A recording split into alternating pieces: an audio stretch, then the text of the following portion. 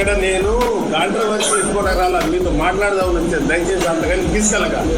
మీరు ఇంతమంది మాట్లాడుతున్నారు. పవన్ కళ్యాణ్ గారి హెల్త్ ఎలా ఉందో ఒక్కడైనా మాట్లాడుతున్నారు. నాగబాబు గారు, అప్పుడు జగన్ రెడ్డికి బొక్క పెడితే రాష్ట్రం అంతా ఊగిపోవాలా అని మీ తమ్ముడు అన్నాడు కదా. మరి ఇప్పుడు ఏదో చిన్న సర్జికల్ ఆపరేషన్ జరిగితే రాష్ట్రం అంతా ఊగిపోవాలా అని మేము కూడా అనగలం. కానీ మనలో మానవత్వం ఉంది. అందుకే మేము మీ తమ్ముడు గారు ఎలా ఉన్నారని అడుగుతున్నాం నాగబాబు గారు. ఎందుకంటే ఆంధ్రప్రదేశ్లో మిస్ అయిన 30,000 మంది అమ్మాయిలు ఎక్కడున్నారని ప్రపంచంలో ఎవ్వరికీ తెలియదు, ఒక్క పవనన్నకు తప్ప. అలాగే సుగాలి ప్రీతి తల్లికి పవనన్న తప్ప ప్రపంచంలో ఎవ్వరూ న్యాయం చేయలేరు. ఎందుకంటే ఆమెకు ఎన్నికల్లో న్యాయం చేస్తానని ఆంధ్రప్రదేశ్ మొత్తం తిరిగి చెప్పింది పవనన్న.